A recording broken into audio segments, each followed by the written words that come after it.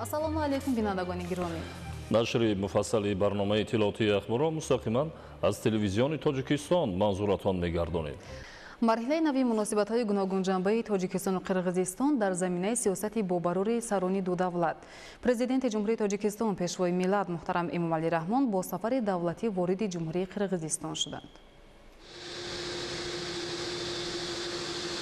12 март президенти ҷумҳурии Тоҷикистон пешвои миллат муҳтарам Эмомалӣ Раҳмон бо сафари давлатӣ вориди шаҳри Бишкеки ҷумҳурии Қирғизистон шуданд. Дар фурудгоҳи байналмилалии шаҳри Бишкек меҳмони олиқадр президенти ҷумҳурии Тоҷикистон муҳтарам Эмомалӣ Раҳмонро роҳбари кишвари мизбон президенти ҷумҳурии Қирғизистон муҳтарам Садир Жапаров бо эҳтироми хоса ва гарму самимӣ истиқбол гирифтанд.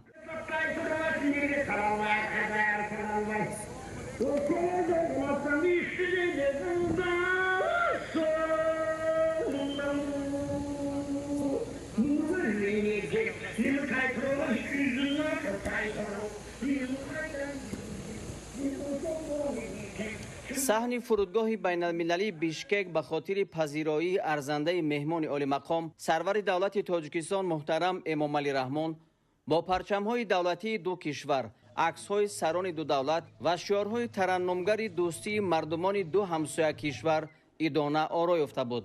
ба нишони эҳтирому самимияти хос ба сарвари давлати мо дар саҳни фурудгоҳ ҳамчунин баъзе саҳнаҳои фарҳанги миллии қирғизӣ бо хаймаҳо, аспҳо, уқобҳои шикорӣ ва рақсу сурудҳои мардумӣ намоиш дода шуд. барои истиқбол роҳрави сурх густурда шуда афсарони горди фахрӣ аз ду тарафи роҳрав саф оростанд. зимни ин сафар маҷмӯи масъалаҳои таҳким ва густариши муносибатҳои ду кишвар баррасӣ хоҳад шуд.